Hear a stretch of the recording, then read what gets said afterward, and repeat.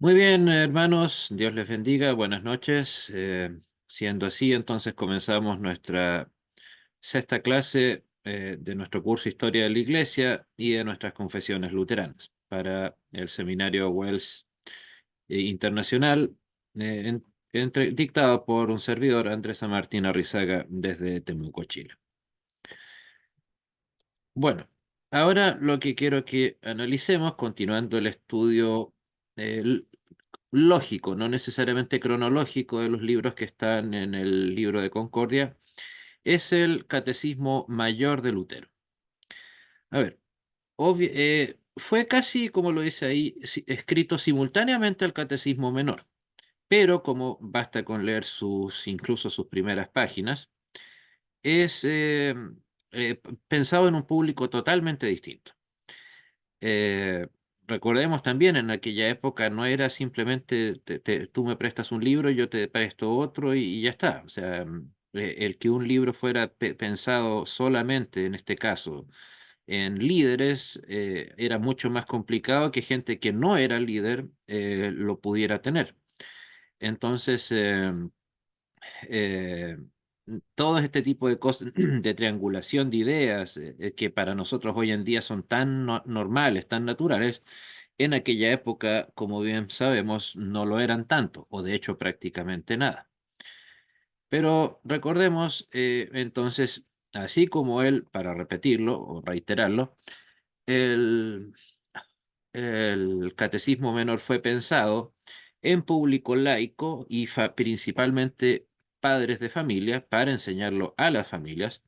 El catecismo mayor era también para em, dedicado en líderes, en teólogos de nuestra recién apareciente Iglesia Luterana.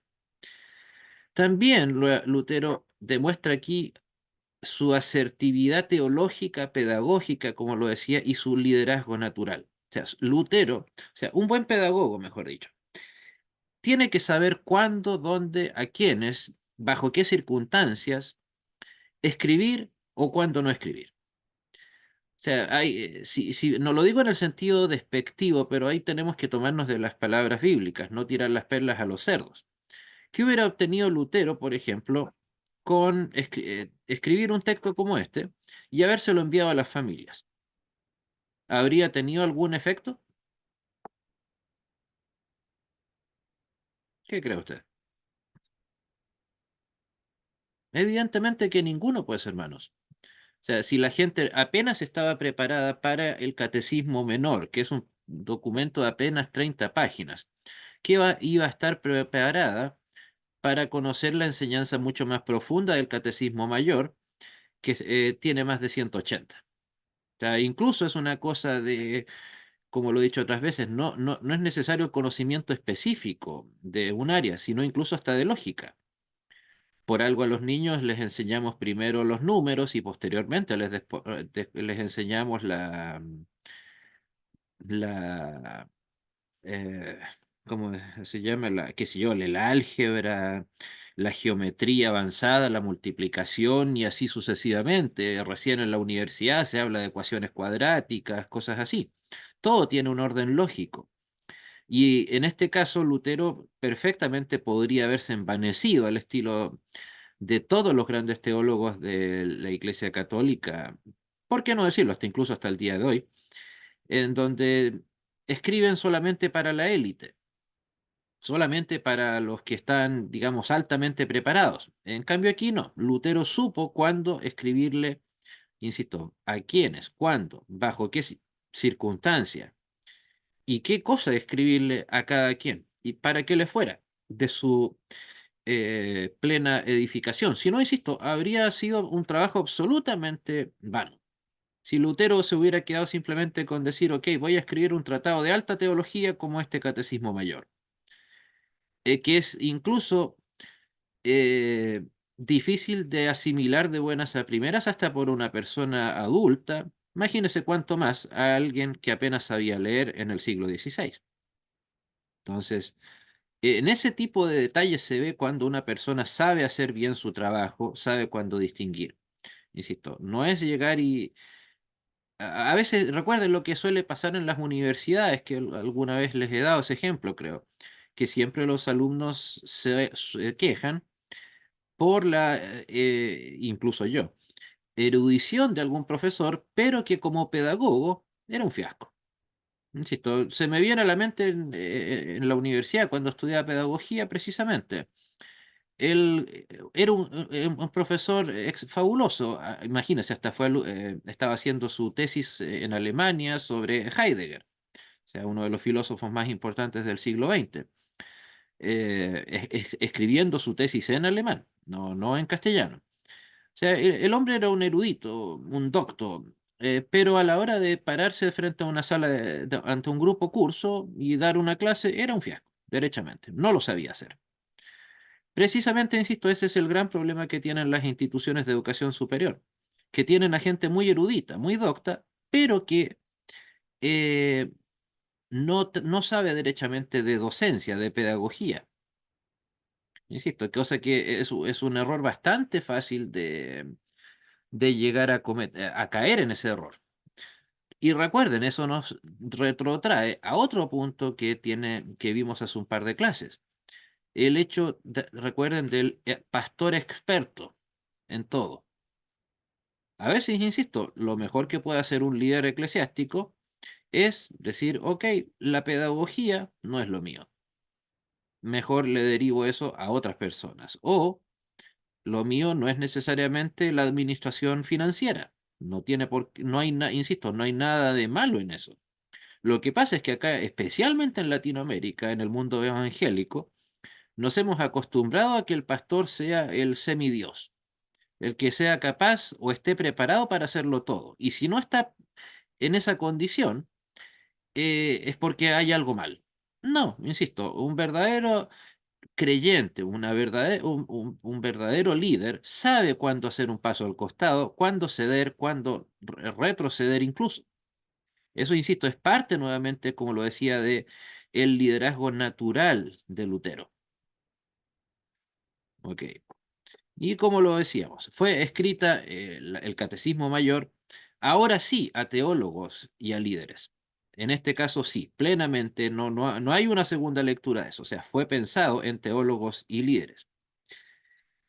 Y bueno, también, salvo excepciones, trata los mismos temas que el Catecismo Menor, pero detalladamente. Insisto, por algo el Catecismo Menor son 30 páginas versus las más de 180 que tiene el Catecismo Mayor.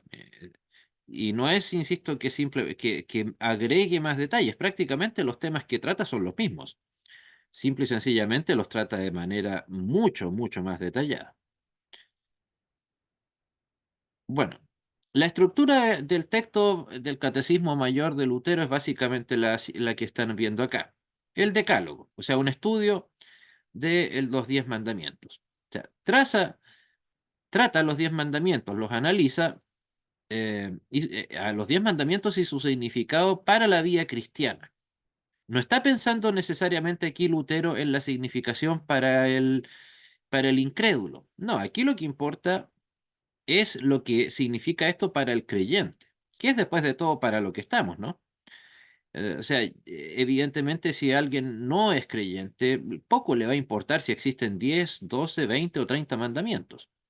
Por eso, en ese sentido, lo que más tenemos que insistir al respecto es que los 10 mandamientos debemos comenzar nosotros, como creyentes, en la dialéctica de cumplirlos y cómo aplicarlos a la vida cotidiana, no en pensar en cómo esto se va a aplicar a la ley secular, porque si nos quedamos esperando eso, vamos a seguir, insisto, valga la redundancia, esperando, sin motivo alguno. O sea, no va a haber nada de vuelta, nada bueno para nosotros como creyentes. Y bueno, cada mandamiento es explicado en términos claros y prácticos, especialmente muy prácticos, con el propósito de guiar a los creyentes, insisto, a los creyentes en la comprensión de la ley moral de Dios. ¿Por qué es importante esa palabra ahí que están viendo? Ley antes de moral, o mejor dicho, moral. Porque recuerden, no es que Lutero haya estado dando un retroceso de 2000 años, no, perdón, en esa época 1600, 1500, años diciendo que había que seguir cumpliendo la ley. La ley moral, recuerden, está plenamente vigente. Disculpadme, por favor, no se moleste. Es Disculpad, por precisamente favor. Plena clase, sí, la, es precisamente lo poco bueno que tiene nuestra sociedad. Es que algo de la ley moral de la Biblia se mantiene presente. Insisto, ¿de dónde más nuestra sociedad va a poder obtener moral? ¿De dónde más va a poder tener ética? O sea, ¿puede tenerla en algún sentido? Sí, pero el problema es que al no depender de un factor objetivo, algo que vaya más allá de mi simple opinión, más allá de mi simple gusto, mi deseo, entonces, ¿cómo esa ética y esa moral va a ser sustentada, mantenida en el tiempo? A ver, háganse el siguiente ejercicio.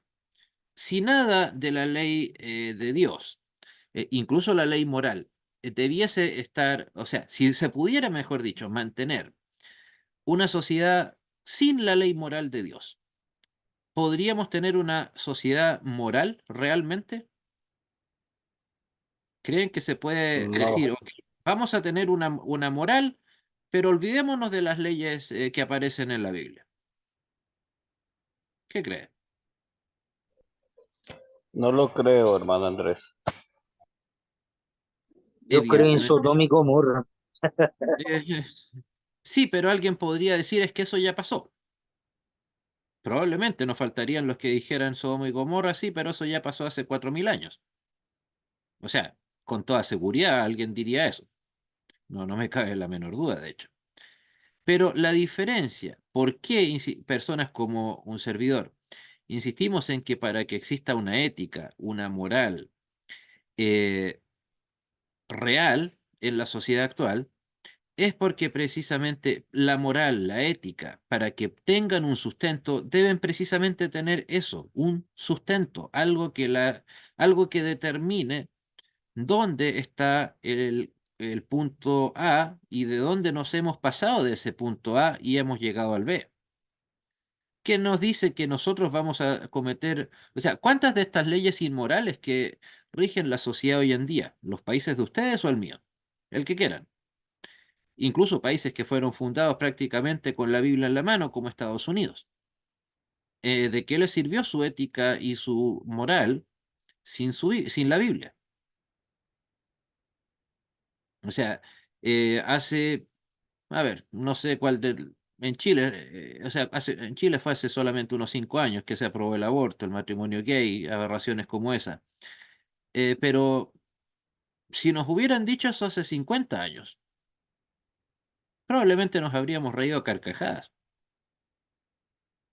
Por ejemplo, ayer, valga el paréntesis, me enteré de que se retiró de una de los lugares donde trabajo el primer alumno trans o alumna, es mujer, punto. Alumna trans que tuve oportunidad de conocer. Se cambió a otra escuela. Me imagino que para no llamar la atención. La verdad que poco o nada me preocupa lo que pase a alguien con ese tipo de problemas psiquiátricos tan graves. Pero piensen, si alguien nos hubiera dicho en este caso ni siquiera 50 20 años, no, van a haber personas, hombres que se van a creer mujeres y va a haber leyes que los van a respaldar. ¿Algunos nos habríamos tomado en serio ese comentario? ¿O habríamos dicho tal vez, qué sé yo, eso puede que en Holanda esté funcionando con toda la locura que tienen allá hace mucho tiempo, pero que eso iba a ser una realidad así? Sea, pero ¿por qué, insisto? ¿Por qué? Porque entonces cada sociedad hasta el día de hoy va demostrando que la sociedad decide o se cree tan adulta, tan mayor de edad, como decimos, que ya puede determinar por sí sola lo que es mejor para la sociedad y lo que no. Siendo que la experiencia práctica, empírica, como se dice, nos dice exactamente lo contrario. El mundo estos últimos 150 años es una muestra de la decadencia moral, ética en la que estamos. ¿Y por qué? al menos en el mundo de Occidente, porque precisamente se han dejado de lado los, los preceptos divinos. O sea, a alguien me encantaría que alguien no creyente como nosotros me dijera, me contradijera lo que les acabo de decir. La verdad no veo qué justificación podría tener para decirme que sí hay una sociedad buena. Ok, eliminamos la esclavitud, tal vez, bueno, de hecho mi país, Chile, fue el segundo país en eliminarla en 1832, si mal no recuerdo. Creo que el primero fue Dinamarca. De ahí le siguió el Imperio Británico. Finalmente, tal vez el caso más conocido es el de Estados Unidos, el 31, con la decimotercera enmienda en 1865. Ok, ya se eliminó la esclavitud. ¿Y qué tenemos ahora? ¿Tenemos algo mejor? Resulta que tuvimos dos guerras mundiales, y resulta que en vez de una vez que terminó la segunda, parecía que todo iba a ser paz y amor, y bueno, miren el mundo en el que estamos. Ah, entonces, todos los males inherentes a la sociedad humana actual están vinculados de una u otra manera a que se ha dejado la moral y la ética bíblica. Y por lo tanto, principios morales y éticos estables que se mantengan, no que cambien según mi conveniencia. Bien sabemos todos, en el país que sea que estemos viviendo o hayamos vivido, bien sabemos que los que lideran el mundo político van a cambiar su ética y su moral en cualquier momento, según sea la necesidad de votos que tengan. Hermano Eduardo, dígame.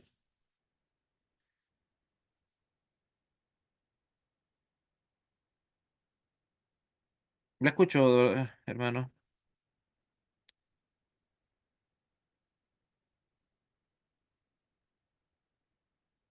Bueno, me avisa cuando vuelva. Ah, ahora sí, sí, la escuchaba. O sea, digamos, activo su audio.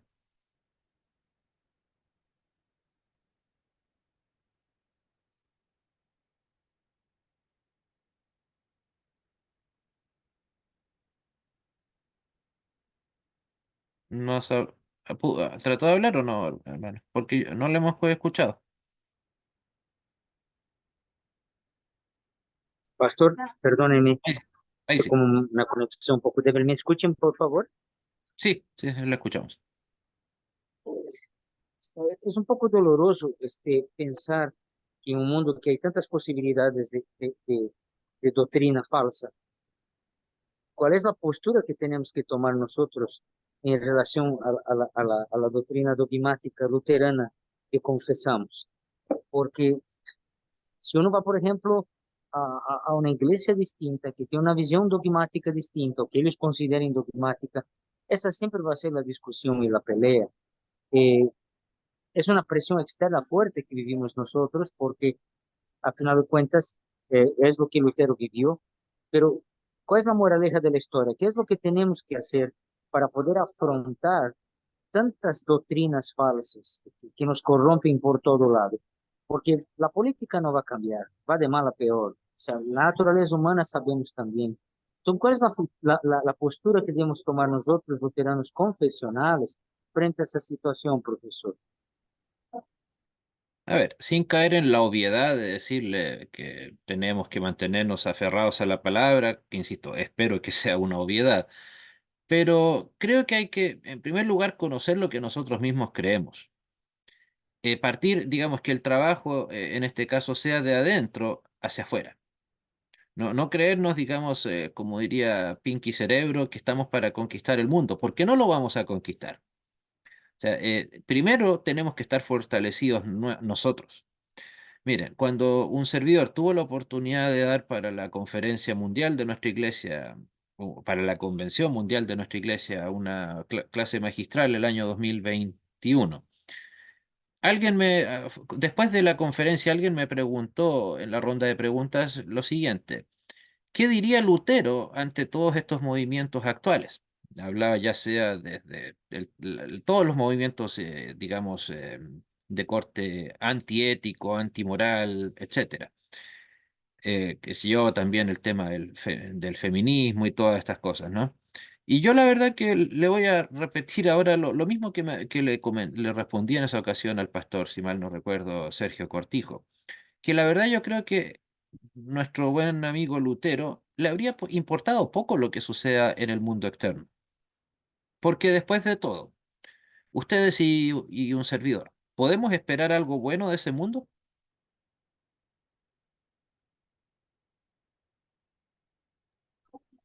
¿Podemos esperar algo bueno del mundo externo? No, como bien nos dice el hermano Eduardo, no.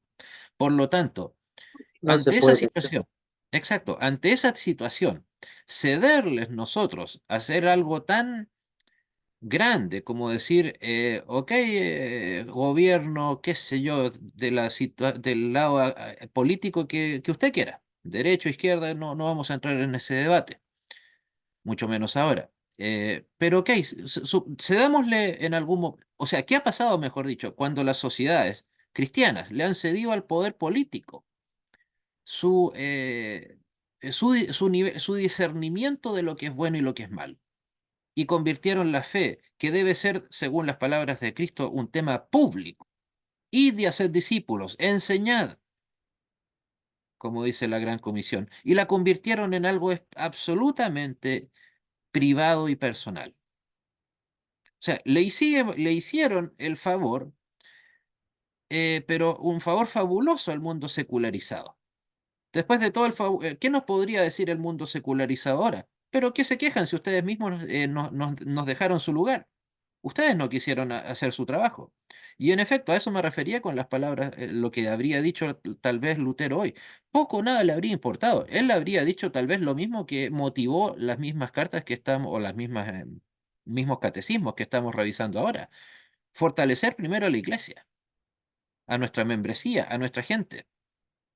No estoy diciendo que en el caso de, qué sé yo, de Estados Unidos, todos nuestros hermanos se tengan que hacer miembros del Partido Republicano y elegir al presidente que tomen, que tengan a bien elegir. No se trata de eso. Se trata de que no podemos quedarnos en la comodidad de nuestros hogares o de nuestras iglesias, como quiera decirlo, y esperar que, insisto, que venga el mundo político a solucionar los problemas de la sociedad. ¿Por qué? Porque después de todo, la sociedad es fruto de las elecciones políticas. O sea, un ejemplo bastante dramático y tangible y bastante cercano, tristemente. ¿Qué pasó cuando los luteranos alemanes dijeron, ok, que los nazis hagan lo que quieran? Total, a mí no me están molestando. Yo no soy judío. Claro, es cierto, nuestra iglesia, nuestra confesión casi no tenía iglesias en la época de la Alemania nazi. Obviamente, la mayoría eran luteranos, pero no en compañerismo con nosotros. Pero precisamente eso fue lo que tuvo y lo que hicieron la abrumadora mayoría de las personas que se llamaban luteranos en la Alemania nazi. Le cedieron, pero a puerta abierta, hagan ustedes, Führer, lo que quiera. Le cedieron la oportunidad de hacer todo lo que él hubiese querido, y con la iglesia guardando silencio. Por otro lado, el Vaticano ni hablar, peor aún, de hecho. Y finalmente, para que eso redundara en 1946 en la Declaración de Culpa de Stuttgart, que es un documento en donde la Iglesia protestante pide perdón por el silencio que mantuvo ante las atrocidades de la Alemania nazi. Pero insisto, yo creo que más que preocuparnos de cambiar la sociedad, que insisto, eso no lo vamos a hacer. Creo que es iluso creer que vamos a cambiar la sociedad, por cierto. Yo, insisto, a lo que acudiría, a lo que apuntaría es netamente a fortalecer la iglesia que tenemos, porque es lo único que, además, lo único que tenemos a mano. ¿O acaso usted cree, no sé, pues, que el partido tal o cual acá en Chile o el partido tal o cual en Brasil, en Estados Unidos, les va a importar lo que diga un grupo de creyentes, más allá de darnos un aplauso? Le doy un ejemplo, si se trata de importancia. No se imagina la cantidad de alegría, de celebraciones, incluso en la calle, incluso cultos de acciones de gracia que hubo acá en Chile, cuando el año, si mal no recuerdo, 2000, se declaró el 31 de octubre como Día Nacional de las Iglesias Evangélicas, protestantes y evangélicas. Literalmente, están los videos en alguna parte, puede que los encuentre en YouTube. La gente evangélicos, insisto, honestamente, no digo que lo hayan hecho con maldad, de ninguna manera, pero emocionados porque al fin los evangélicos íbamos a tener un día festivo acá en Chile, oficial por el gobierno. Ya, yo estaba estudiando en el seminario cuando pasó eso. Ah, perdón, creo que fue el 2005 que se decretó eso. Pero díganme, ¿ustedes creen que eso mejoró en lo más mínimo la situación para bien o para mal de la iglesia? ¿Cualquiera? ¿Creen que al Palacio de Gobierno le comenzó a importar más lo que hiciera o dejara de hacer la iglesia evangélica? Evidentemente que no. Entonces, ¿pero por qué menciono este caso? ¿Por qué? Porque finalmente la gente también le cedió tanta importancia al poder político en algo íntimo de nuestra iglesia. O sea, quiero creer que todos están de acuerdo conmigo en que, ¿y a mí qué me importa si el gobierno declaró un día festivo en honor a los evangélicos? No me va ni me viene. No le va a hacer nada bueno ni nada malo a la iglesia. Vamos a seguir siendo la misma iglesia que había el día antes que el día después de que esa ley se publicara en el Diario Oficial de Chile y comenzara a ser obligatoria. Ok, tenemos un día feriado, un día más para descansar. Bien por todos. Entonces, a eso me refiero. Es más, estoy casi seguro que Lutero mismo se habría opuesto. Lutero con su ética, si sumamos posteriormente, por supuesto, también a Calvino, con su ética, el trabajo habría dicho, estudien más, trabajen más y celebren menos. ¿Por qué? Porque Lutero, piénsenlo, ni siquiera el mismo Lutero trató de convertir a su pequeño país, Sajonia, en un país luterano. Él no se instaló en un tipo de teocracia en donde instalara los preceptos de la Reforma o de la nueva iglesia, de la iglesia cristiana, como todavía se le llamaba. No, simplemente hizo lo que tenía que hacer, escribió lo que tenía que escribir, habló, etcétera, ni más ni menos. Por lo tanto, en resumidas cuentas, ¿qué es lo que nos corresponde? ¿Qué creo, humildemente? Lo que debería hacerse simple y sencillamente seguir fortaleciéndonos nosotros y así no depender de lo que pase o deje de pasar en el mundo secular. Porque, lo insisto, como es obvio, el mundo secular poco o nada le va a importar lo que 10, 100, 1000, 100, 1 millón de creyentes hagan, excepto lo que hagamos con nuestros votos. Pero evidentemente lo que ha demostrado la experiencia es que cuando hemos puesto, comillas, nuestros votos a disposición del mundo político, cediendo nuestra responsabilidad cristiana, no ha servido de mucho. Y que a la larga termina siendo, digamos, algo, insisto, sin valor alguno. Insisto, tenemos iglesias, o sea, piénsenlo, estamos hablando de Lutero, hablando de esta situación, que o sea, era tan básico lo que, no básico, perdón, era tan meticuloso, perdón, Lutero, que veía que lo primero que tenía que enseñar a su gente era cosas que para nosotros son tan obvias como los 10 mandamientos, como el credo apostólico, el Padre Nuestro y el verdadero significado del bautismo. Ahí recordemos que mucho se puede hablar de las diferencias que hay entre nuestros amigos evangélicos o protestantes de la línea que quieran, cualquiera versus el mundo luterano. En ese aspecto, nosotros, luteranos, incluso los luteranos de la Federación, todos, eh, estamos absolutamente solos. Los únicos que creemos en la llamada unión, perdón, en el bautismo expiatorio, que el bautismo entrega perdón de pecados, somos nosotros. Nosotros y ninguna otra iglesia. Pero eso, ¿cuál es la diferencia entre ese bautismo como sacramento versus lo que enseña el Vaticano?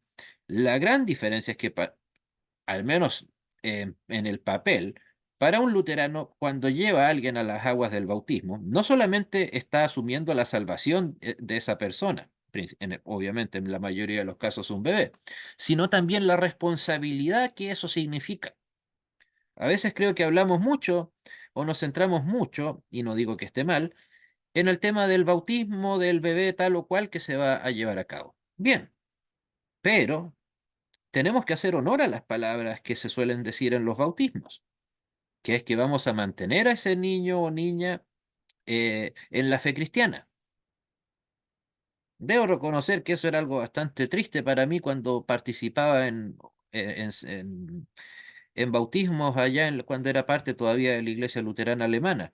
Ver cómo decían, juran en nombre de Dios, enseñar a este bebé que han traído a a las aguas del santo bautismo, etcétera. Y yo después meditaba, caramba, ¿se darán cuenta estas personas la mentira descarada que están diciendo?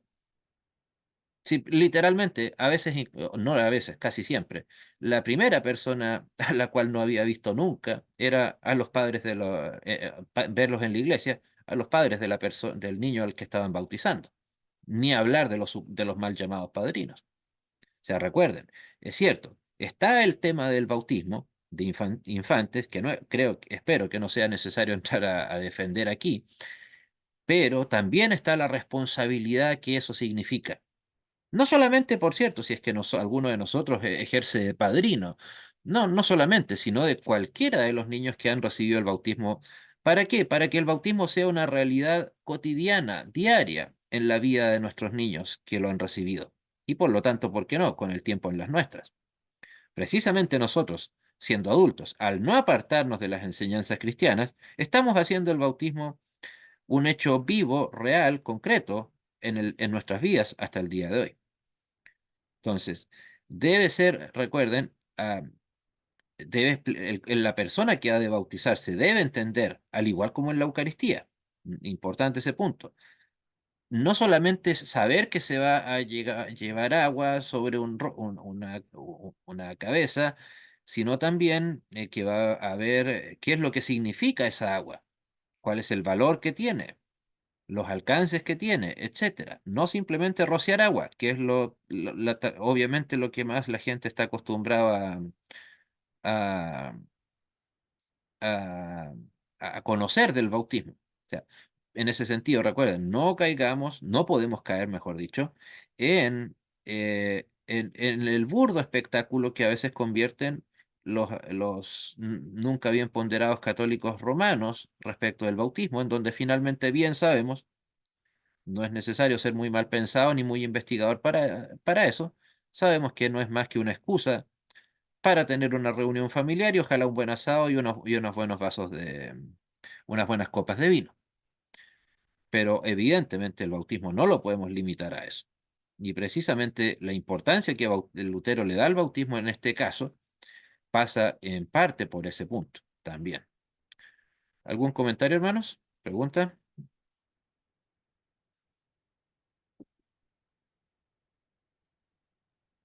Sí, pastor, ¿me escucha? Porque estoy saliendo del teléfono. Sí, Me dígame. voy a adelantar un poco.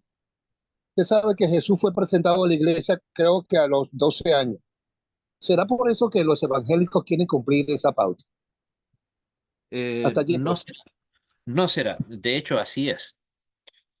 O sea, los evangélicos, recuerden, en realidad recuerden que eso en parte es un poco, un tanto mito de que al unísono todos los evangélicos bautizan solamente a los adultos.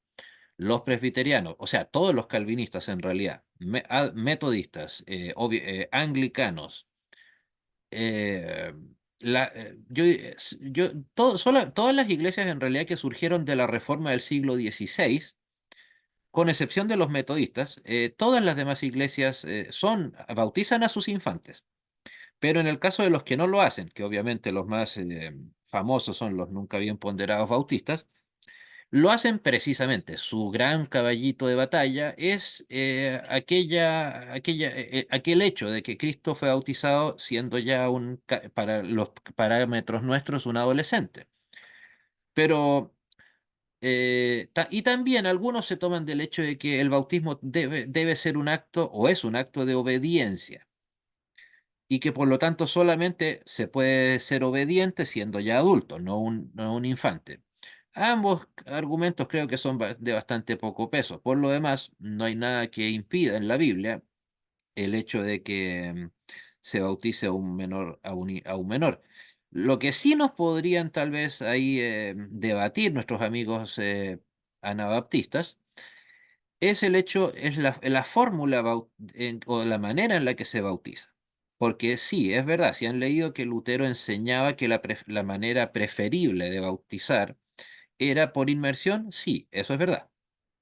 Pero no porque le diera más valor al bautismo en sí mismo, sino porque creía que estaba mejor representado el significado del bautismo. O sea, al sumergirnos estábamos haciendo la analogía de morir en la tierra, en este caso el agua, y resucitar a la nueva vida en Cristo. Lutero lo escribe así en más de alguna ocasión. O sea, no es que se esté tomándome de alguna frase por ahí suelta, no, para nada. No, Lutero era preferente a eso, pero más como un modo de analogía, no porque fuera, comillas, una ley. Para Lutero el que se bautizara por inmersión. Incluso, como dato anecdótico, en Alemania, en iglesias, digamos, de más de 400 años, existen bautisterios, digamos, en donde alcanza a entrar un bebé. Eso quiere, o sea, ¿por qué? Porque en no pocas ocasiones se bautizaban bebés por inmersión. Pero sí, como lo dice usted, hermano, ese es el primer gran argumento que nos van a esgrimir los bautistas y iglesias de ese corte respecto del tema del bautismo. Es que después de todo, casi es lógico que lo hagan, porque para ellos no hay un sacramento, no hay salvación, es un símbolo de obediencia, o sea, todo lo contrario a lo que nosotros decimos del bautismo. Pero recuerden, hermanos, el hecho de que tengamos esa visión distinta de ellos del bautismo, no quiere decir que nosotros no debamos considerar válido el bautismo que ellos realizan. ¿Por qué? Precisamente porque el bautismo es un sacramento. Por lo tanto, es eficaz. eh,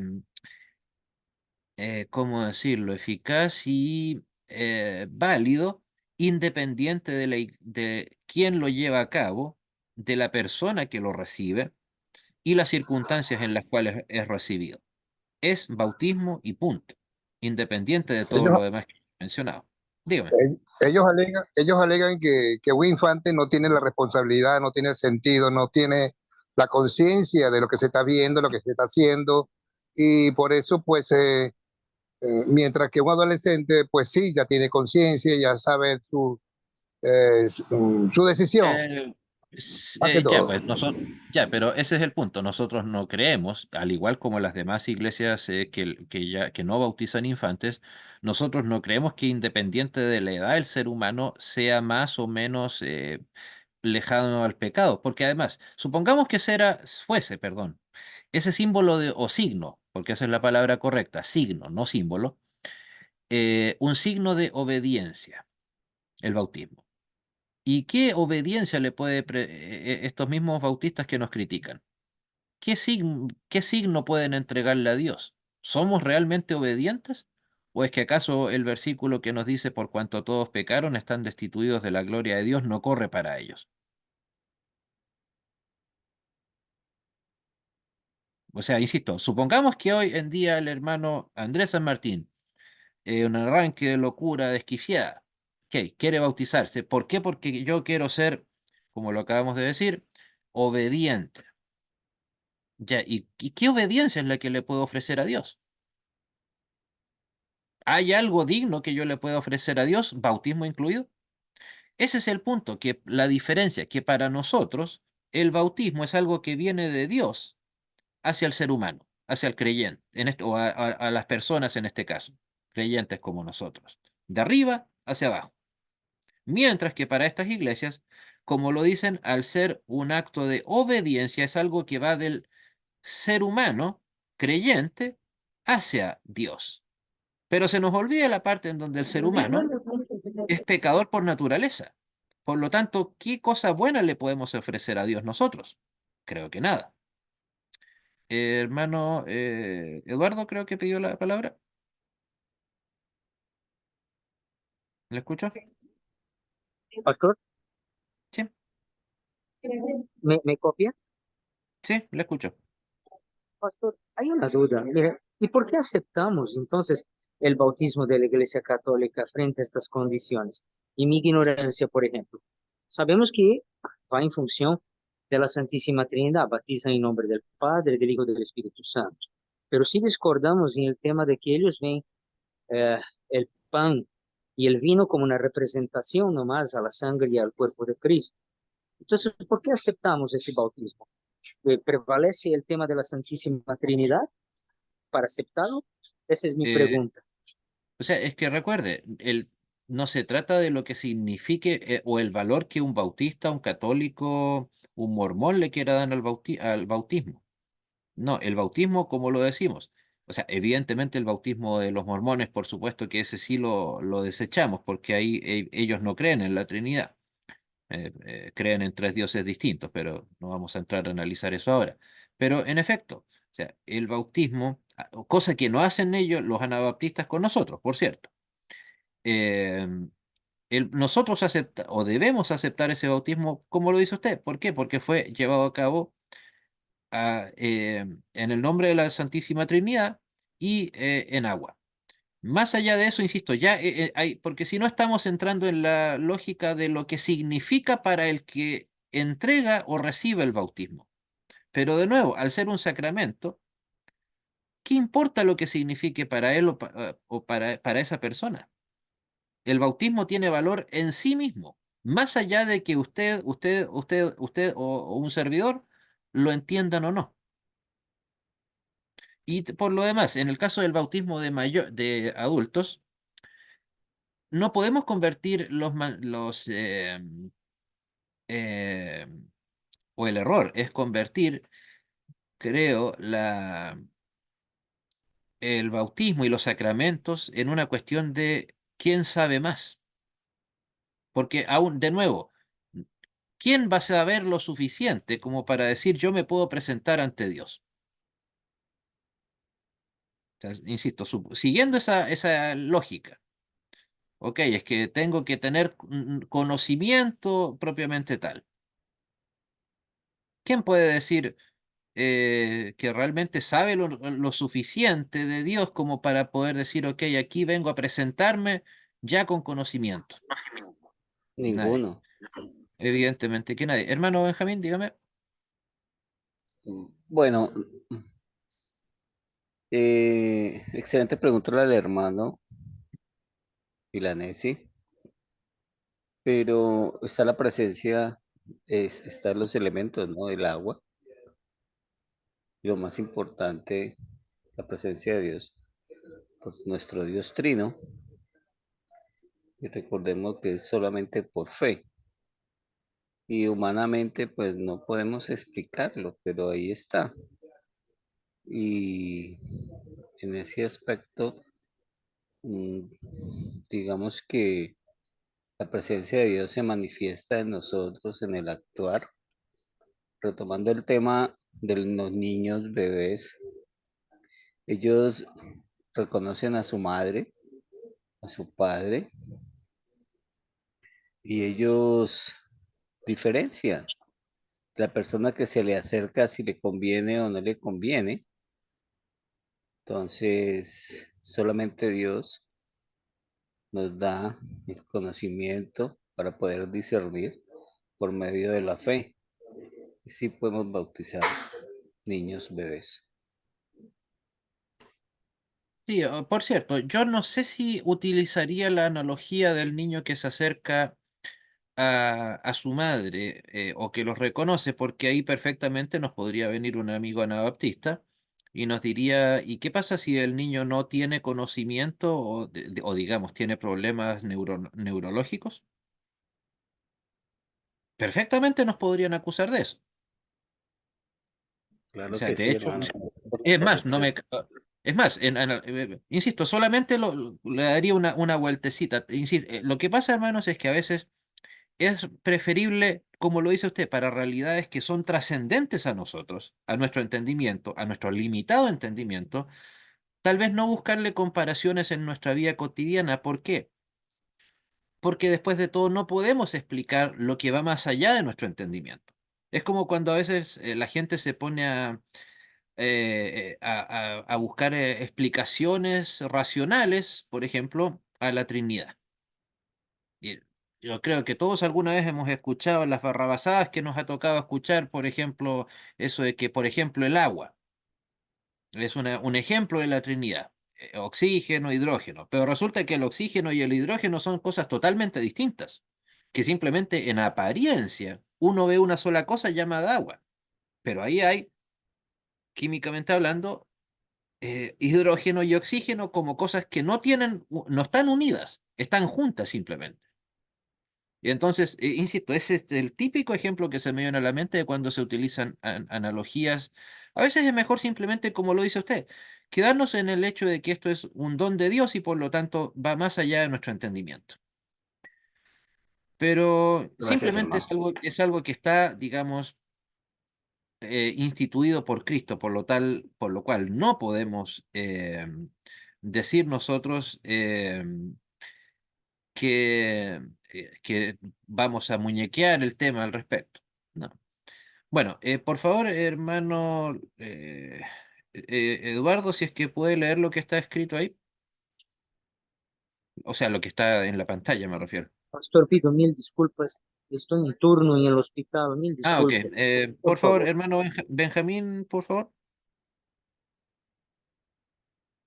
Sí, hermano, dígame. Por favor, si lea lo que está en la pantalla. Amén. Un momento. No es por insignificantes razones que tratemos el catecismo con tanta insistencia y que deseemos y roguemos que otros lo hagan igualmente, puesto que vemos que muchos predicadores y pastores son por desgracia muy negligentes en este sentido, despreciando tanto su oficio como esta doctrina. Algunos proceden de esa manera debido a su grande y alta erudición, pero otros por mera pereza y preocupación por el estómago, como si no hubieran hacer otra cosa que aprovecharse de los bienes mientras vivieran tal como acostumbraban a hacerlo bajo el papado. Soy también doctor y predicador y tengo tanta erudición y experiencia como los que muestran tanta arrogancia y seguridad. A pesar de ello, hago como un niño a quien se le enseña el catecismo. Gracias. Palabras del mismísimo Martín Lutero, que encabezan, espero ya las hayan leído, el Catecismo Mayor de Lutero. O sea, vemos el mismo espíritu de sana crítica que hace Lutero a la iglesia o a la gente a la que le está escribiendo. O sea, en primer lugar dice que las razones no son pocas para insistir, que más encima insiste y que ruega para que los predicadores no caigan en desgracia. O sea, yo diría que incluso hasta se puede pensar en que Lutero estaba escribiendo estas palabras con algo de angustia, con algo de desespero. ¿Qué está pasando aquí que es necesario que escriba algo tan básico? Algo así puede que haya estado pensando Lutero. O sea, piensen en la descripción y eso también habla muy bien del liderazgo de Lutero. ¿Por qué? Porque el líder, el mal líder, ¿qué es lo que hace? Se congracia con toda la gente que tiene la posibilidad de estar cerca suyo. En cambio, vemos a un Lutero que al igual como lo hizo, justo estoy, no recuerden, dictando un curso sobre Corintios, algo que caracterizó a Pablo respecto del libro de la comunidad de Corintios era lo dura que era su descripción de la realidad que veía él ahí. Aquí vemos una conducta similar, si acaso no idéntica, a la labor de Lutero respecto de su iglesia. O sea, pero también, así como había un gran problema, o sea, podríamos decir que aquí se habla de la erudición muerta, pero también habla de pereza, preocupación por el estómago. Miren, no lo dice el texto, pero conociendo Lutero, probablemente esto quiere decir que habían no pocos líderes que predicaban precisamente según lo que la gente que les pagaba el sueldo, una cosa así. O sea, tal vez diríamos hoy en día está preocupados por su sueldo. O sea, no vaya a predicar algo muy duro porque tal vez se me enojen y no me quieran seguir pagando. Algo así tiene que haber habido atrás de esa frase. Entonces, Lutero estaba muy claro aquí de la responsabilidad que tenían como iglesia, pero él también como el líder. Sí, yo creo que el líder, o sea, Lutero, más allá de todo lo que se le pueda alabar o criticar, Lutero estaba muy claro del liderazgo natural que tenía y que sabía que las cosas en vista de cómo es el ser humano y más aún de lo asertivo que era Lutero al momento eh, de describir la situación que le tocaba observar, sabía que no podían seguir descarrilados o así se dice, creo, espero que sí, tenían que volver a enrielarse, no solamente bajo el conocimiento, sino, o la erudición, como dice ahí, sino también en una doctrina viva, doctor y predicador. O sea, está hablando aquí de que ya estaba entrando gente que estaba tal vez tomando liderazgo precisamente solamente a causa eh, de su condición social, de su erudición, etcétera. Pero tal vez, como diríamos nosotros hoy en día, sin espíritu. Mucha letra, poco espíritu, en el buen sentido del término. Hermano Benjamín, dígame. Bueno, hermano, usted dijo algo muy interesante, que se daba de pronto en esa época no presionar, digamos, eso. Considero que hoy en día suele suceder algo parecido, porque en muchas oportunidades hemos intentado estudiar capítulos aplicando los métodos de las 4C, no predicar, aclaro.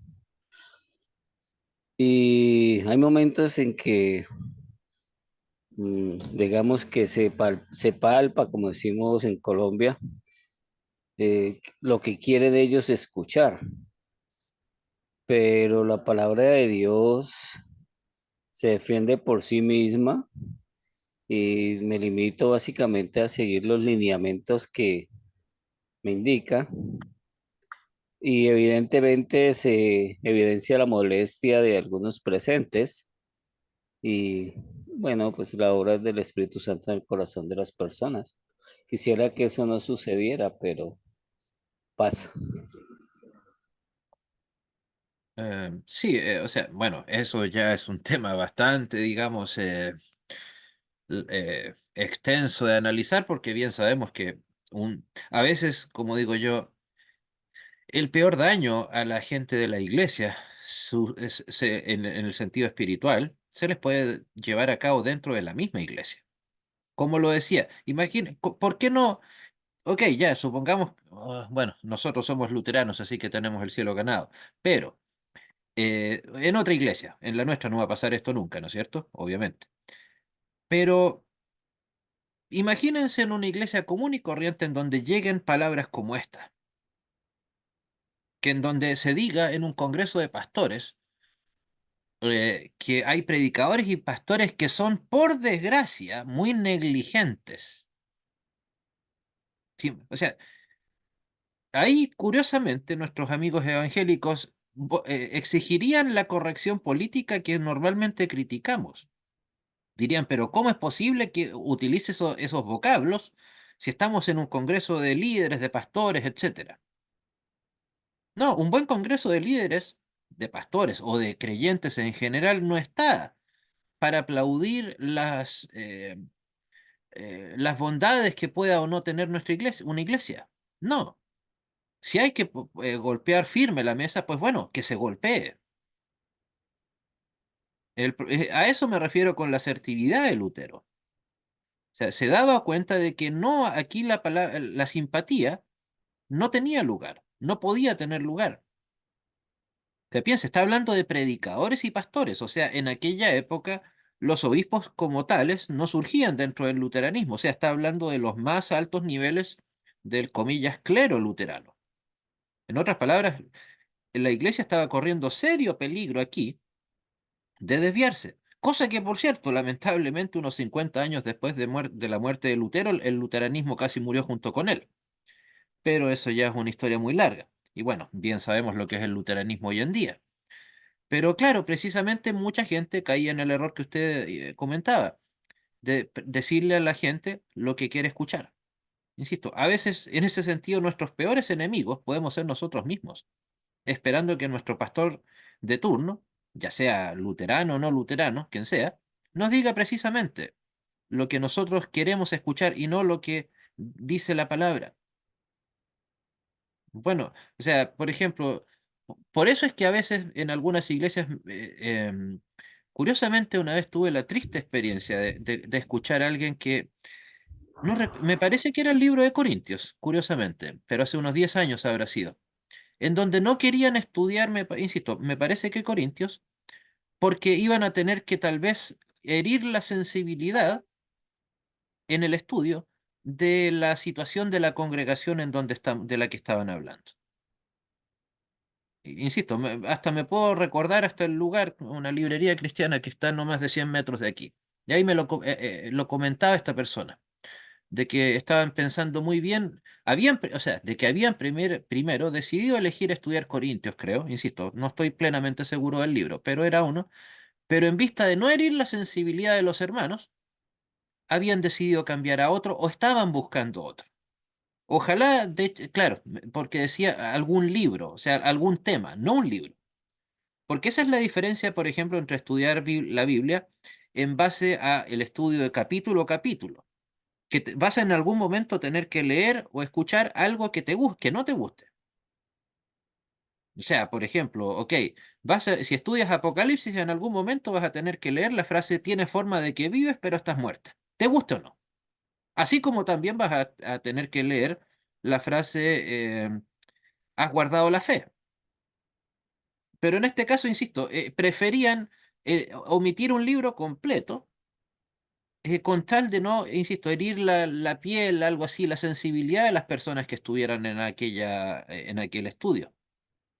Ok, no digo que sea obligación estudiar libro por libro, pero lo que sí me parece malo, horrible, es que el motivo por el cual eligen un sistema de estudio es para no herir la sensibilidad de la gente. Como lo decía, hay que ser muy estrictos con el pecado. En amor, por supuesto, creo que Lester estaba en esa clase, así como también se exige por parte del apóstol Pablo en Corintios de que debe haber, por así decirlo, mano dura contra el pecado, también esa mano dura debe ser dura, pero dura en amor.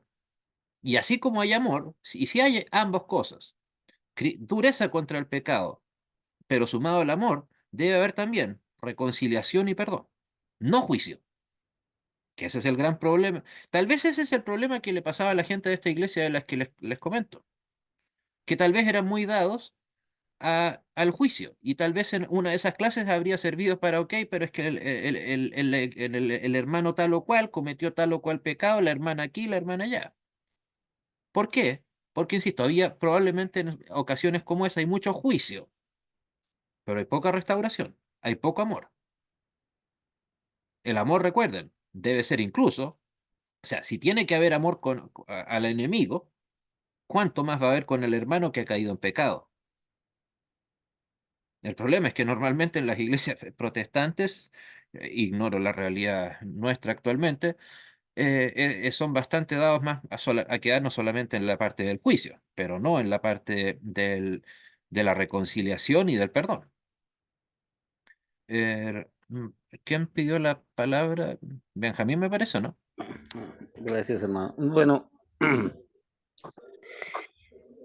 es ahí, usted acaba de decir algo muy interesante, profesor. El perdón hacia uno mismo. Qué difícil es, pero la palabra de Dios te fortalece, te orienta, te guía.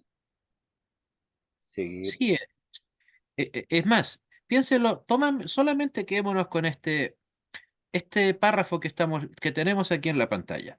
Es cierto, no es un versículo bíblico, que lo dijo Lutero, sí que es lo más cerca que tenemos de eso. Pero, ¿acaso no es un gesto de amor lo que está haciendo Lutero al escribir este catecismo? Por supuesto que sí. A pesar de su dureza en palabras como las que acabamos de leer.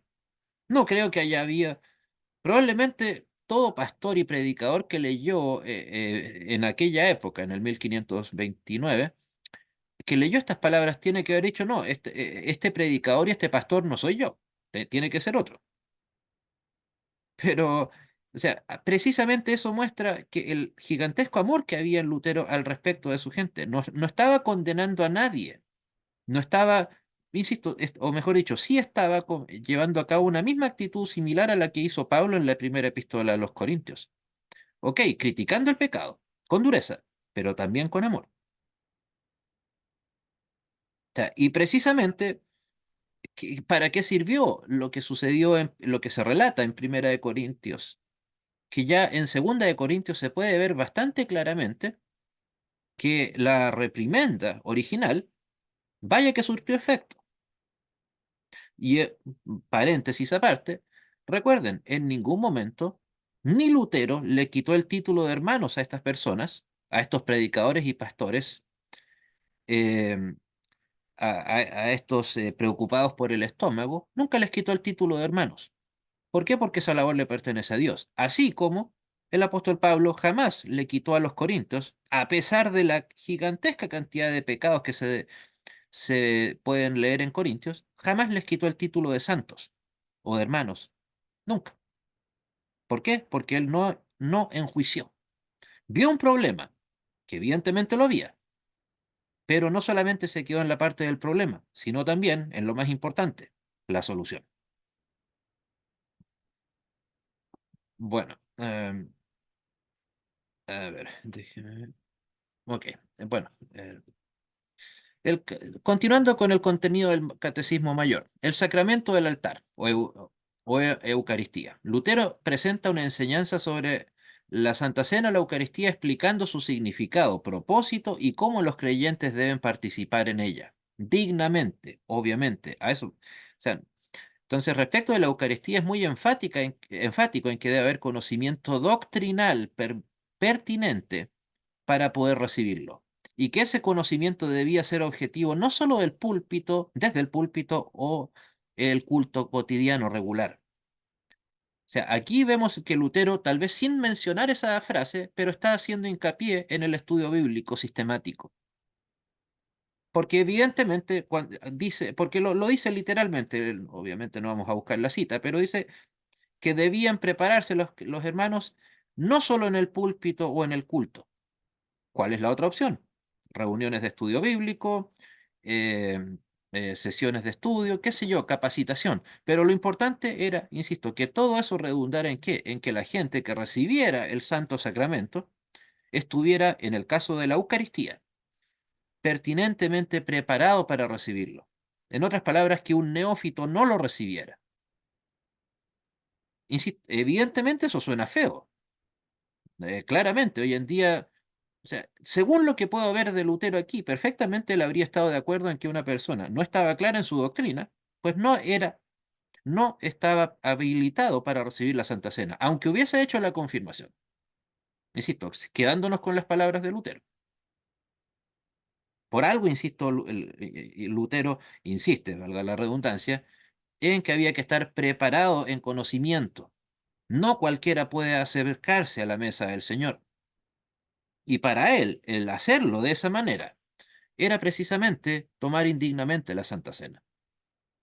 O sea, tal vez nosotros, incluso luteranos, creo yo, y el mundo cristiano en general, le ha tomado una poca significancia al valor de ese versículo bíblico de que tomar dignamente el cuerpo y la sangre de Cristo. Como que me da la impresión que la gente se queda simplemente en que, ok, no estoy haciendo payasadas mientras están consagrándola, estoy tranquilo, estoy orando, y ok, recibo la Santa Cena de manera digna. Pero no, de acuerdo a lo que nos enseña nuestro buen Martín aquí, no se limita solamente a eso. Es también, insisto, estar preparados, incluso, ¿por qué no?, intelectualmente, para recibir y saber lo que estamos recibiendo, el verdadero significado de lo que estamos recibiendo. Y también, ¿por qué no?, las diferencias doctrinales. Bien sabemos que los luteranos también, en el tema de la Eucaristía, estamos absolutamente solos. Por lo tanto, malamente podría un miembro de otra congregación, invitarnos o de otra confesión, la que usted quiera, cualquiera, sin excepción, a invitarnos a la Eucaristía o a la Santa Cena, Cena del Señor, como sea que le llamen en esa iglesia, a participar. De nuevo, para no ser pesados, invitamos a Andrés, ¿por qué no, entonces pase a la Santa Cena? No, sería un insulto de mi parte ir a la Santa Cena de ellos y también sería valga la redundancia, entregar indignamente la Santa Cena, habiendo ese gigantesca barrera llamada cuerpo y sangre de Cristo, presencia real de Cristo en la Santa Cena. O sea, ahí nosotros, iglesias como la nuestra, somos muy criticados por ese supuesto sectarismo. Porque no, con esto estamos demostrando que no queremos juntarnos con nadie, cosa que puede que sea verdad, no le veo nada de malo en eso. Pero un ejemplo que di en esa entrevista, no sé si ustedes la vieron la semana pasada con Jonathan Ramos.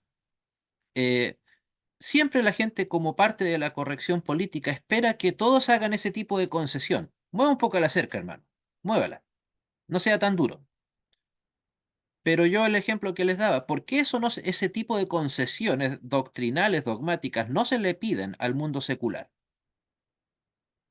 Piensen, se espera que personas como nosotros, luteranos, que creemos en la presencia real del cuerpo y la sangre de Cristo, y vayamos a alguna iglesia y participemos sin problema alguno con calvinistas, con bautistas, con pentecostales en la Santa Cena, pese a que ellos incluso deploran el concepto de la palabra Eucaristía. Entonces nosotros tenemos que hacer eso, o los evangélicos hacer esa concesión respecto de nosotros. Pero no me imagino al mundo secular diciéndole a un grupo de seguidores del gran Adam Smith, por favor, por el bien de la unidad de los economistas, hagan un congreso y participan con derecho a voz y voto en igual condición, seguidores de Adam Smith y de Karl Marx. O no sé, para llevarlo como el mismo ejemplo que di también. Porque ahí ya sería por obras. Eh, es que no se trata solamente de si es por horas, el punto es, insisto, de que a nosotros, los creyentes, se nos exige algo que el mundo secular no se exige a sí mismo. O sea, quieren unidad, una falsa unidad de nosotros, los cristianos, pero ellos no tienen esa misma unidad. Insisto, para no tener un ejemplo tan radical como ese, pero ok, alguien en su sano juicio le pediría a los republicanos que hagan un congreso con derecho a voz y voto en conjunto con el Partido Demócrata en Estados Unidos. Vayan a ver nada más cómo estuvo el Congreso hace cuánto, menos de una semana en donde habló Trump. ¿Se imaginan ahí teniendo una pizca de comunión entre republicanos y demócratas? Para nada. Pero insisto, lamentablemente, ¿por qué ha pasado eso? El sentido contrario, de que a veces han sido los mismos cristianos los que han aceptado que nos pongan esa mochila de, ok, cedamos un poquito. No, no se puede ceder, insisto, siendo respetuosos con nuestros amigos calvinistas, incluso los bautistas, tal vez, ¿por qué no? Ok, ellos tienen el derecho a creer que nosotros somos los equivocados, por supuesto, no somos la Inquisición. Tienen que, no somos la revolución campesina del 1520, o 25, perdón. Ok, ellos creen que estamos equivocados. Pues bueno, permítanos entonces a nosotros no ser partícipes de esa, no nosotros, unirnos al no error que tienen ellos. Ellos están bien, ok, que sigan creyéndolo. Pero permítanos entonces a nosotros seguir en nuestro error. Insisto, porque entrar a debatir, me imagino debatir con alguien de una iglesia evangélica, si hay presencia real o no. Díganme. ¿Creen ustedes que va a haber el más mínimo atisbo o de posibilidad remota de que el luterano o el calvinista o el bautista cedan su postura? No, en absoluto.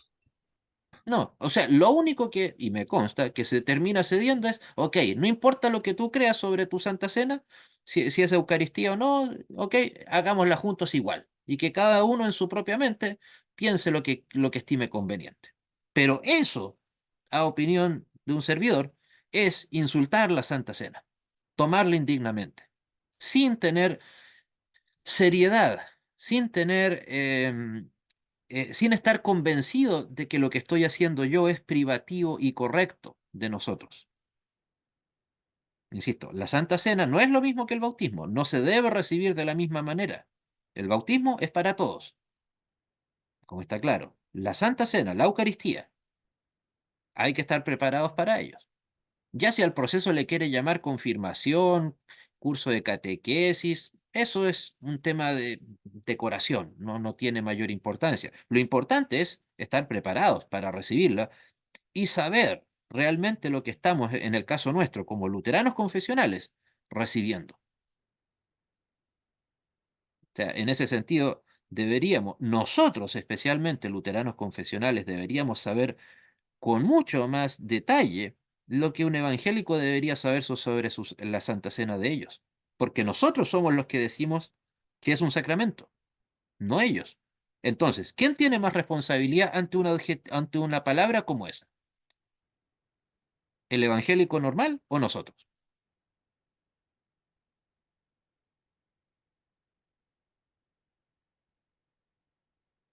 Nosotros, pues hermanos, ¿quién es más?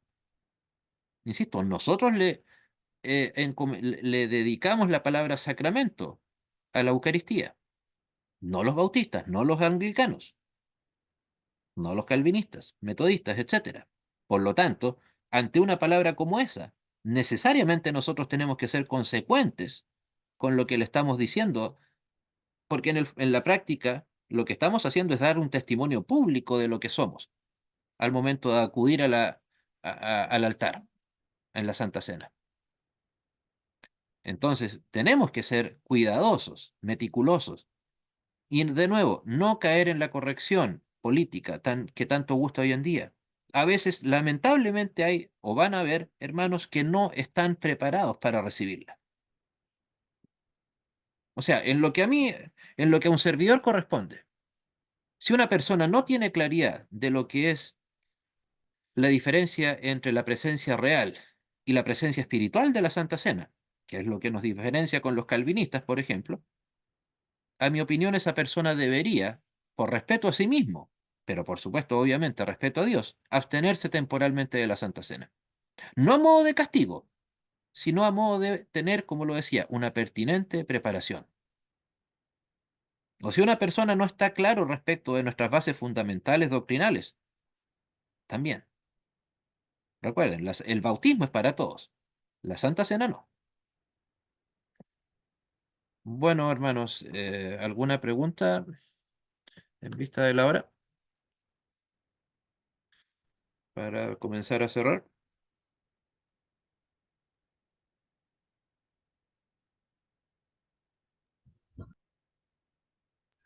Un comentario, hermano. En el caso de la Santa Cena, no, no hay controversia porque la fe no la podemos, como le dijimos inicialmente, explicar. Básicamente es mi comentario. Al menos para nosotros no debería haber controversia, evidentemente. Insisto, hagamos la siguiente analogía. Se imaginan a un anabaptista de la iglesia que sea, entregándole el bautismo a alguien que no tenga pleno conocimiento de lo que está haciendo en el momento del bautismo. No me cabe la menor duda que no. Aunque haya terminado todo el catecismo, o sea, perdón, todo el curso de discipulado, como quieran llamarlo.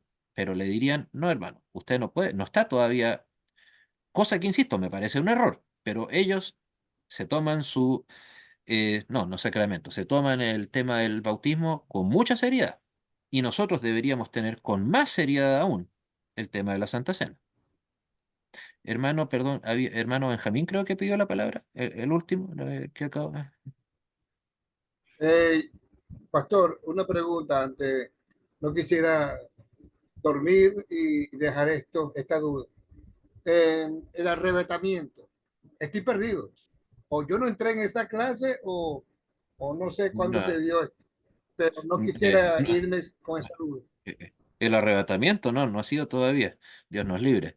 No, no, lo que pasa es que eso fue una jerga simplemente común que es muy utilizada aquí para de los no dispensacionalistas en contra de los dispensacionalistas como porque a veces típico que alguien se desaparece, que no se sabe de él y se dice, caramba, este hombre nos dejó, o dejó en el sentido de que él sí se fue al arrebatamiento, pero no, no es que hayamos pasado esto en estas clases, no, no es el caso. Además que, no, y no por cierto, gracias por su pregunta, porque me ayuda para complementar algo, y es el hecho de que no es que estemos, no es que el tema de la segunda venida de Cristo no sea un tema, digamos, digno de abordar, que claro que lo es, pero el punto es que simplemente no es parte del ideario luterano, al menos en el momento de elaborar nuestras confesiones. De hecho, eh, el dispensacionalismo y el tema del arrebatamiento y todas esa historias, para no darle ningún otro adjetivo, es recién algo que surgió en el siglo XIX, con el movimiento de santidad anglicano, con teólogos como Charles Finney, si mal no recuerdo, Hodge. eh, Insisto, que como lo comenté en un grupo, lo puse en un comentario de Facebook por ahí, que lamentablemente lo que ha hecho ese tipo de doctrinas, el arrebatamiento, etcétera, principalmente el tema del arrebatamiento, es que hace que los cristianos estén más pendientes de la segunda venida de Cristo que de proclamar la primera. Pero no, insisto, no, no es que hayamos hablado sobre eso, simplemente fue un comentario. Sí. No, Lamento que pero no sí, se haya entendido. no, no, no, y es interesante y quería saber, ahondar sobre eso. Gracias. Mm. Sí, solamente Tenga buenas. como una breve acotación. Nosotros, luteranos confesionales, uno, además de que es cierto, Lutero no escribió sobre el tema. ¿Por qué? Porque se imaginará que con la hoguera encima en contra tenía bastantes temas de los que preocuparse y evidentemente la doctrina que tenía que tenían que surtir efecto en ese momento era la sola gracia, la sola escritura, la sola fe, etcétera. No, no era un tema que estuviera en agenda. Como le digo, ¿por qué surgió esta verdadera locura arrebatantista en el siglo XIX y que lamentablemente esa es la que nos ha llegado acá a Latinoamérica? O sea, si mal no recuerdo, la primera Pero, vez que escuché a un pentecostal pero en la, decirme cara a cara de que se nos venía pronto el, la segunda venida. Creo que tenía 17 años el año 1996. Y creo que y esa persona me lo dijo, falta poco para la segunda venida. Y creo que ya no faltaba tampoco después de todo. No sé, diríamos acá en Chile, sí, tal vez se le echó a perder la sí, cuando el locomoción, el milenio, Transantiago falló. cuando llegó el milenio, cuando llegó el año 1000, decían que se iba a acabar todo. Cristo venía para ese Bueno, milenio. según las propias palabras de Cristo, ese era el momento menos adecuado para que se llevara a cabo la segunda venida. Porque ¿qué nos dijo Cristo sobre la segunda venida? Vendrá cuando menos lo esperen. ¿Y qué es lo que había en ese Sí, momento? Y lamentablemente Samoa llegó para quedarse. Están todos desesperados por saber cuándo viene Cristo. Entonces, insisto, finalmente esta gente, que obviamente nosotros no estamos en ella, están más pendientes de cómo va a ser la segunda venida en vez de proclamar la primera. Mientras que las yo palabras de pienso, Cristo en la Gran Comisión fueron muy enfáticas, y de hacer discípulos a todas las naciones, ahora enseñándoles las cosas que yo os he mandado, o sea, esos 3 años de ministerio público, no cosas que tal vez vengan más adelante. O sea, bueno, supongamos, pero insisto, en un arranque de la cura, que los dispensacionalistas tienen razón. Y ok, va a haber un arrebatamiento, los famosos 7 años, y después no sé qué es que lo que viene, el milenio, toda esa farrabasada. Ok, pero aún así, aún si fuera verdad, hasta la última línea de lo que se nos dice ahí, ¿acaso Cristo nos llamó a predicar eso en la Gran Comisión? No, en ese lo más mínimo. eslogan que ellos usaron, ese es el eslogan que ellos usaron, bueno, les dio resultado porque los tomaron como publicidad, porque en verdad eh, los evangélicos pentecostales, pues, eh, ¿cómo se le puede decir? Eh, Se les tomó pues la palabra, ¿no? Y entonces que Cristo iba a venir, que Cristo viene pronto, y el año 1000 ya se estaba acercando. Yo dije, bueno, será. Mm. Insisto, lamentablemente, en la historia, desde el siglo XIX en adelante, ¿quiénes son los que más qué ha pasado con la gente que ha estado metida en todo esto?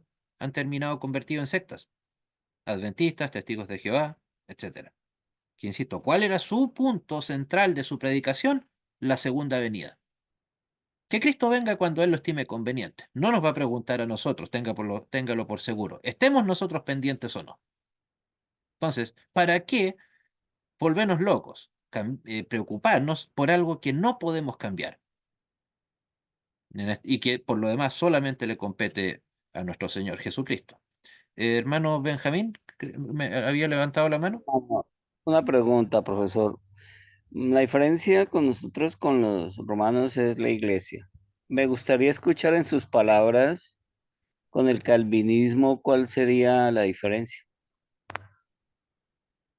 A ver, para serle franco, sería casi irresponsable de mi parte responderle ahora. Eh, ¿Por qué? Porque es un tema que da para muchísimo, obviamente.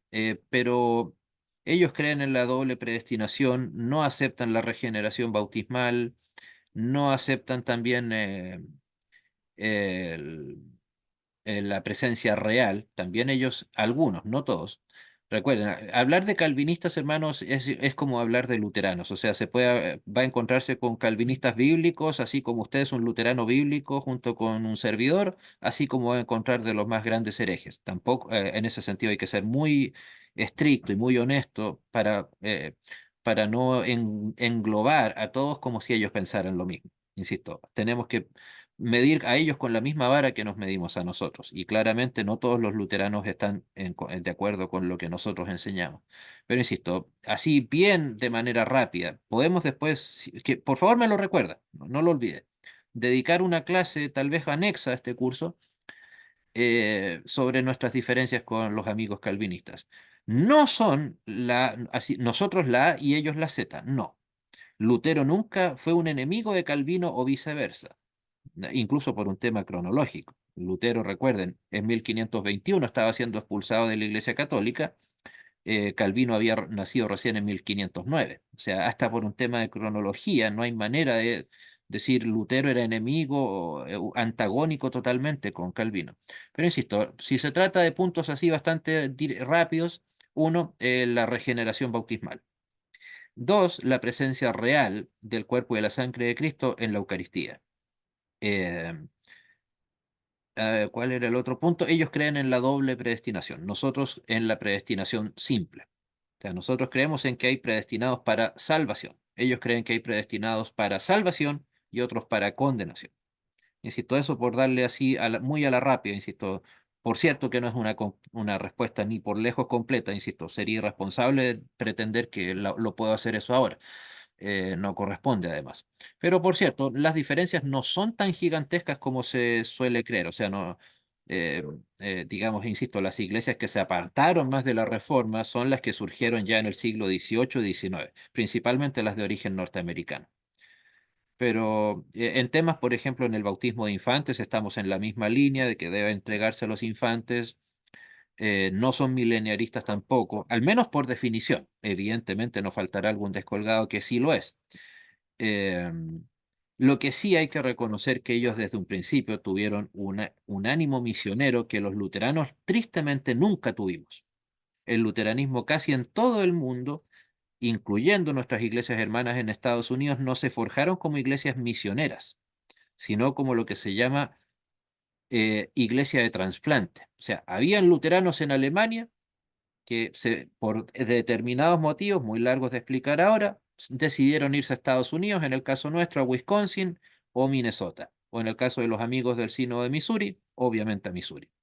Y así la iglesia luterana en ese sentido fue expandiéndose territorialmente. En cambio, los calvinistas siempre han tenido un énfasis misionero que, siendo honestos, los luteranos en general no han tenido nunca, o muy poco lo han tenido. para hacerle, insisto, no es una autoflagelación, pero eso sí nos da para una autocrítica bastante grande. El luteranismo nunca de manera masiva se ha expandido, geográficamente hablando, insisto, por obra misionera.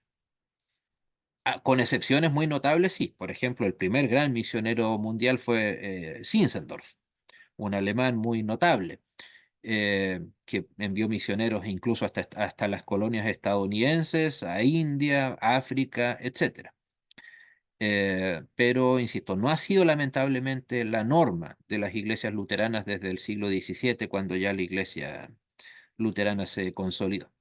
Pero, insisto, eso da todo esto da para un tema muchísimo, muchísimo más largo que, insisto, sería irresponsable de parte de un servidor darlo por zanjado ahora, de ninguna manera. Así que me lo recuerda el tema para poder conversarlo más adelante al respecto, para no dejar dudas al respecto. Por supuesto que sí, hermano Andrés, pero a pesar de ser tan extenso el mismo, ha sido usted muy claro, muy amable. Me alegro. Bueno, hermanos, en vista de la hora, nos debemos despedir ya. Espero me entiendan.